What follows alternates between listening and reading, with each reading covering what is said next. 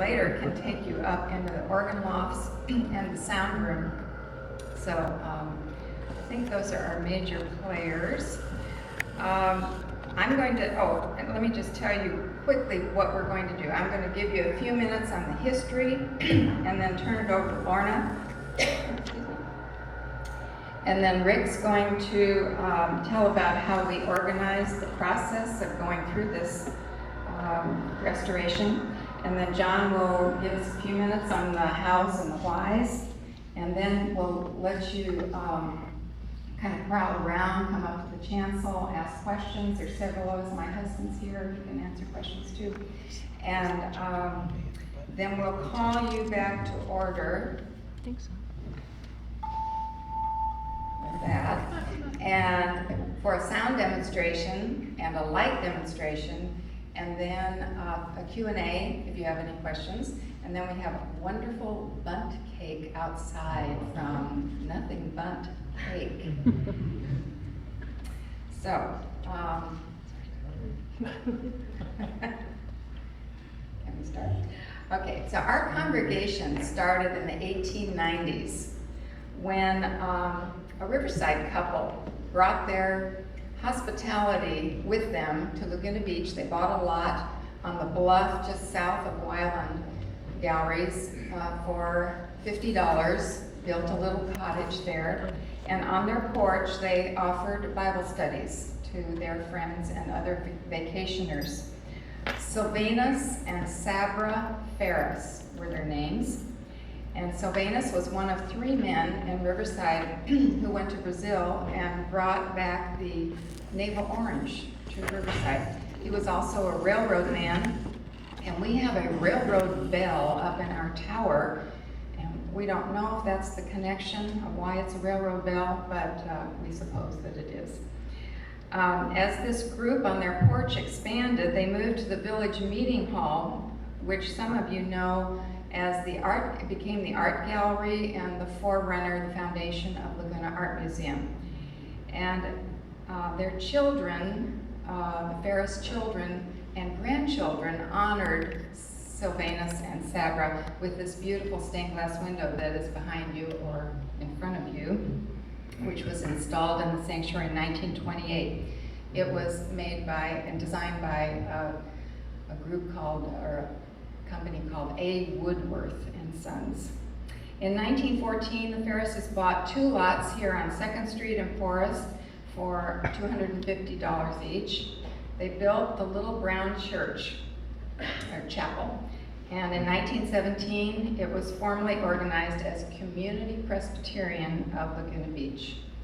One of the founding members was Anna Hills, and she was a plein air artist, also a founding member of the Laguna Art Museum. And she and her sister Nellie oversaw the Children's Sunday School and the Women's Missionary Society. Frank Kuparian, another artist, plein air artist, was in charge of music at that time. By 1921, vacationers brought a lot of commerce and commercial pressure to Laguna Beach. And I love this quote that Anna wrote at the time about Laguna Beach. And since most of you are from here, I think you would appreciate it. Let industry and finance find other fields. Let this be a place where tired humanity can come and find rest for body, mind, and spirit. So she designed the stained glass windows that are along the nave, and she used the colors that reminded her of her beloved hills and sky and sea in Laguna Beach. In 1925, Ray Brams was installed as the pastor here, and 3 years later, you know what happened. Well, right during that year, 1928, just before the Depression, he fulfilled his longtime dream of building a larger sanctuary. In fact, it was so large, it could fit the entire population of Laguna Beach inside. George Brandreth, a dentist and a student of Anna Hills, captured the new church in its scaffolding. And just notice the difference between all the little shacks around it and the new church. Here's the interior of the new church. And meanwhile, the little brown church moved up to Garden Grove with a new steeple that enjoyed a second life. And here's the exterior of the new church in the late 20s. In 1949, a Sunday school wing was added on this side. In 1968, a Sunday school was expanded down the block. And in 1972, we called Jerry Tankersley as our pastor. And we started to pull in people from all over the Lagunas. And in 1983, we changed our name to Laguna Presbyterian from Community Presbyterian. 1993, this church at the center of town was also the center of the fire relief. There were 450 homes burned that year in Laguna, and 15 of our members lost their homes, and this was a hive of activity, and actually the beginnings of the resource center from that tragedy. Our church is still at the center of town, offering hospitality during our town's open house at Christmas time. Come by for music, cookies, and homemade tamales next December. Thank you. I'm going to turn it over to Lorna now, who's going to talk about the interior.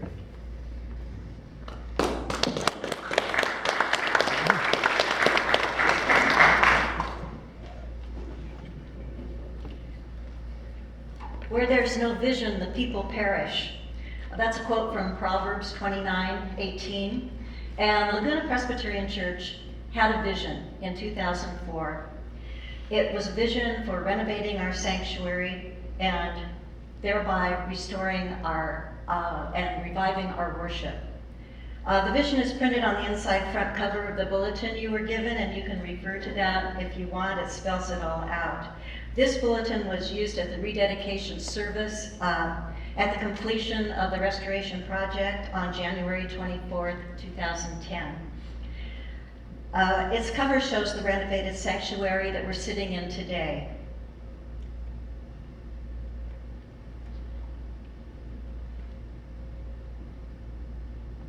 But this was not the sanctuary of 2005. This is what the church looked like inside in 2005. This is what we started with. Lovely, right? And indeed, there were wonderful aspects to the sanctuary building. I mean, look at the bones, those wonderful vaults, the soaring verticality that speaks of God's transcendence and lifts the eyes of the hearts of the congregation heavenward. And how about that stained glass? The main entry, the narthex of the sanctuary, features one full-length wall of stained glass given by descendants of the Ferris family that Peg spoke about. And that stained glass shines over Laguna Beach at night now. In addition, there are 3 glorious round windows by the famous Judson brothers of Pasadena. The rose window over the cross is called the 4 Gospel window, naming the Gospel writers Matthew, Mark, Luke, and John. And the transept windows portray the Good Shepherd, who is, of course, Jesus, and the Apostle Paul. Here are the 4 windows all together. I just want to mention that every piece of glass in these windows came out, was cleaned, and then put back and re-leaded during the restoration project. We also inherited a beautiful Celtic cross, a brass replica of one from Iona, Scotland, dating back to the 800s. And finally, the sanctuary also has a rare Moeller 3-pipe organ with its 1,600 pipes that in today's market is virtually irreplaceable. Well into the project, we discovered by accident a couple of other hidden treasures. The columns that separate the nave from the side aisles here, once we removed the white exterior plaster, revealed heart of redwood cores. They only needed to be lightly stained and sealed to glow with California beauty. And underneath the carpet was beautiful original oak flooring that was easily brought back to life. But our sanctuary also had some pretty nasty surprises. Look a little more closely at the 2006 interior, that's when we moved out, and you can see some peculiar stains and discolorations on the walls. And look at the walls themselves, and note the oyster white color. And that and the pale blue background behind the cross gave an austere feeling to the interior space. And when an acoustician tested this sanctuary for resonance, he declared it dead. Perfect for lecture hall, but bad for all music. There were other problems. Over here behind me, oh, there's that. Oh yeah, speaking of sound. Good recovery.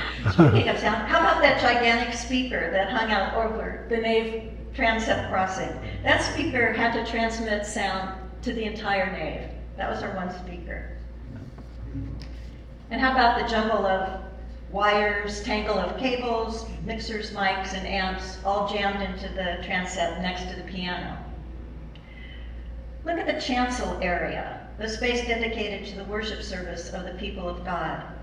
Notice that the choir was divided into separate stalls facing each other. That meant that every time the choir sang, they had to get up, file out, reassemble here before every song, and then of course file back, which completely interrupted the flow of worship. Look at the pulpit. If it seems a bit overscale, it was, looming out over the congregation and blocking a good third of the liturgical action from the congregation's point of view. And now notice the font. Oh, where is the font? There it is. Not only is it quite small, it's covered, as fonts often were, going back to medieval times, because people were afraid that someone would sneak into the church at night and steal the holy water. Well, we thought that wasn't a welcoming message. More important, baptism is one of only 2 sacraments in the Presbyterian Church. It's the very entry point of Christians into the Church Universal, and we felt that it should bear equal weight with the Word represented by the pulpit and the lectern. How about the communion table? Another one of the 4 major symbols of our faith, and the only other sacrament. There it is, backed up against the very rear of the chancel, like a console. Not only was it heavy to move and cumbersome, it's in the wrong place. I know it might look like it's an altar, but there isn't an altar in the Presbyterian Church. We believe that Jesus was the final offering of sacrificial love on the cross, so no more need for an altar. And the reason he's absent from our cross is we believe in the resurrection. Let's look at another mixed message in the sanctuary interior. Brass railings and Victorian lanterns in a Spanish colonial revival church. Not good. How about the pews? Pretty dark, pretty forbidding, and lined up like a schoolroom in keeping with the oversized pulpit, the sanctuary as lecture hall, with a perfect view of the head in front of you. Finally, here's some things we'd stopped noticing over the years. The primary entries were linoleum, and the low ceiling back in the narthex gave a dark and gloomy feel as you entered the sanctuary. And then we had something called Jerry's platform, which was made impromptu to help him connect with the congregation, and was a real pain to set up, as you can see. Then there was that moldy smell, the leaks, the plaster falling from the ceiling after a strong Santa Ana, water coming up from below the foundation, and cracks everywhere. I could go on and on. By 2005, we had a long list of deferred maintenance items, referred to as Rick's List in honor of Rick Lang, the head of property and finance, who carefully tracked everything that needed to be fixed. And he and Jim Hine tried diligently to deal with it all, but it just couldn't be done. It just kept getting longer and longer. The 2001 through 2004 Worship Task Force, performing due diligence, as all Presbyterians love to do, visited about a dozen churches in our county, which had recently undergone renovations to their sanctuaries. We discovered that we didn't like any of them. Remember, this was in the middle of what were called the worship wars, in which people broke into camps, one favoring traditional music, read choir and organ, and the other side wanting to go with contemporary music, read praise band, to appeal to a whole new generation of Christians. These led to many church renovations, and what we saw seemed haphazard and piecemeal attempts to patch over inadequacies, with each stakeholder trying to get what he or she wanted. So you've got preacher, praise band, choir director, wedding coordinators, congregation, and each with a different vision, to the detriment of the overall vision, of which there was none. On our last day of touring sanctuaries, we came upon one that was done well, where everything came together seamlessly. Who had overseen this transformation? His name is Robert Habiger from Albuquerque, New Mexico. And that's not him, actually.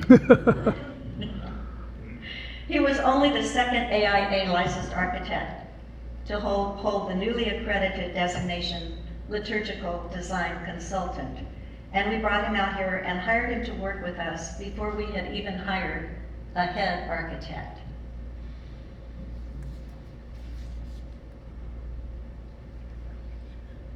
I guess we're not going to get a picture of him, so I'm going to move on.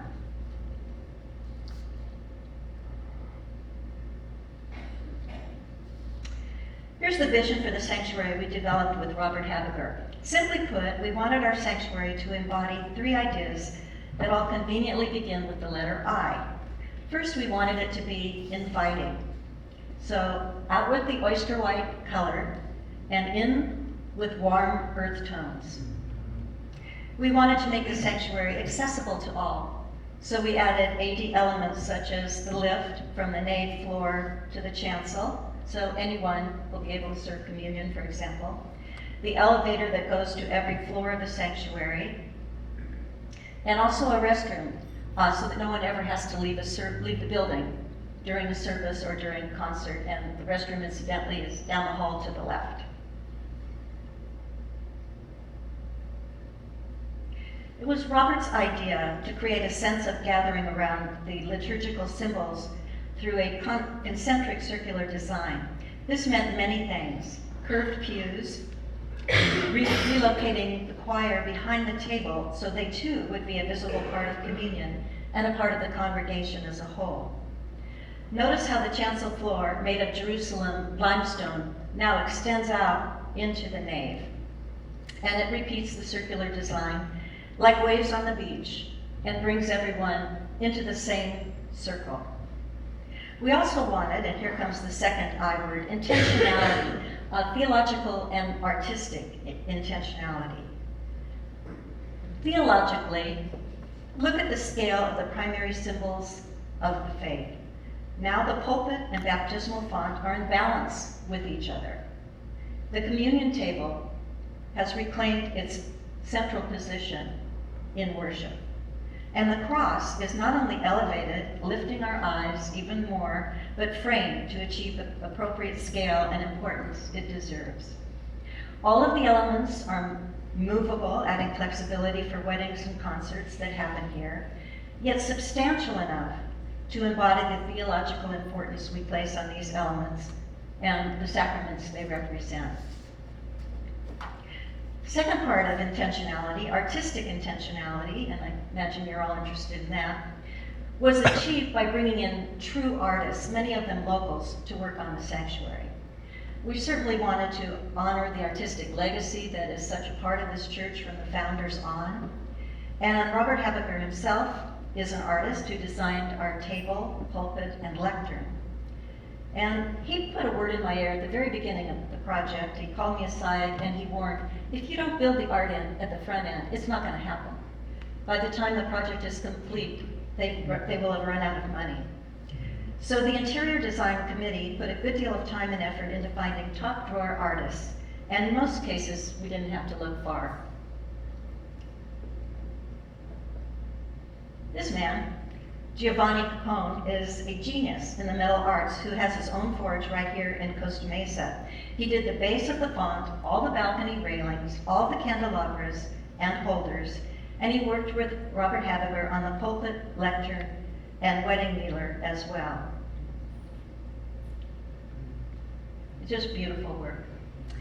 We hired our own member and well-known artist, Mia Moore, who works here in Laguna, and she did this lovely triptych in the south narthex stairwell back there, if you want to take a look. That's Mia. And Jana Wright lives in Corona del Mar, and she exhibits at the Sawdust Festival, and she's the one who wove the paraments for our chancel furnishings. This silk triptych you see above me was done by Juanita Yoder. It's entitled Wellspring, and it's rarely still, and on Sunday it does this wonderful dance with the breeze.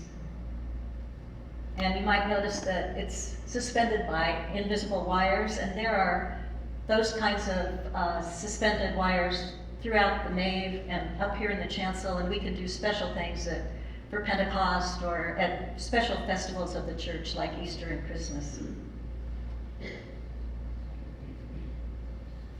Finally, this is the artist B.J. Katz, founder and principal of her company Meltdown Glass in Phoenix, Arizona.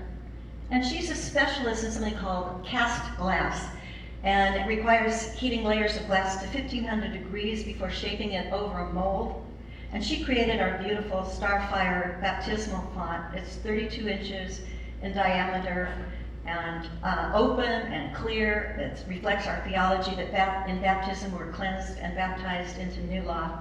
And I think you appreciate the difference between this font and the font that you saw before.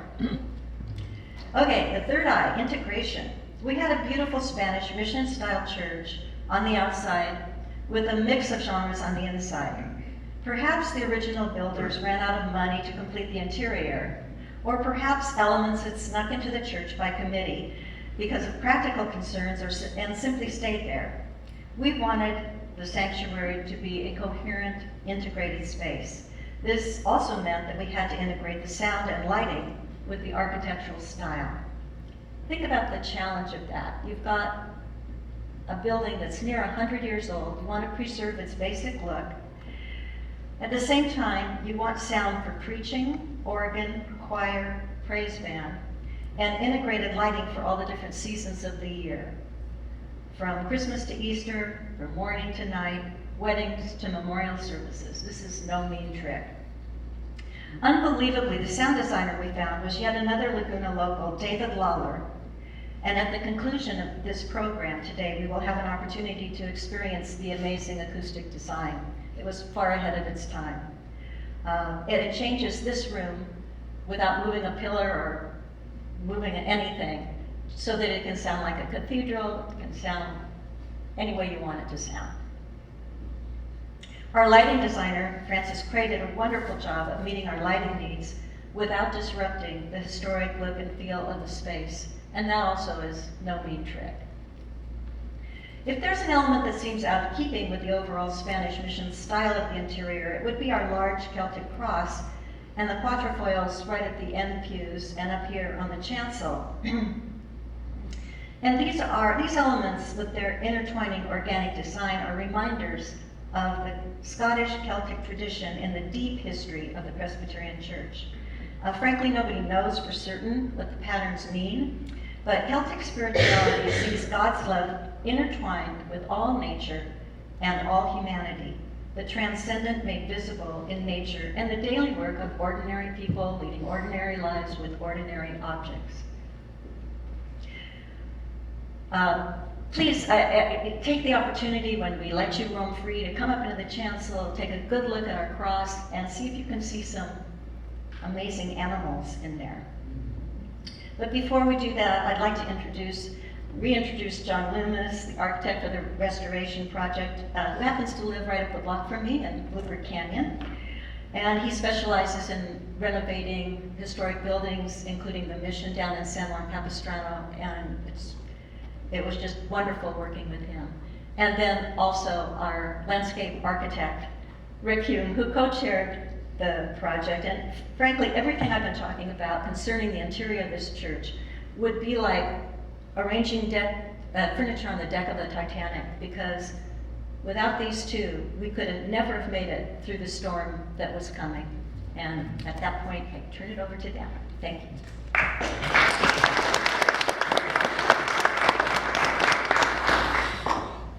looking at those pictures, I'm exhausted.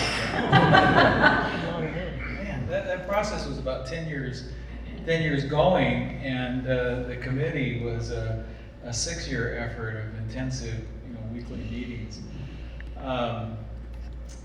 So I hope that was a really interesting perspective. And what we're going to do now is go backwards and kind of answer some of the questions about why we did what we did and how we did it. As Lorna said in her introduction, my name is Rick Hume. I'm a landscape architect. I'm a 4th generation Southern Californian. My wife and I raised our family here in Laguna. We've lived here for 30 years and been a member of this church for that length of time. My practice is also here in Laguna Beach. I was involved in the Village Entrance project in many of its iterations. I was the landscape architect on the Bluebird Canyon landslide.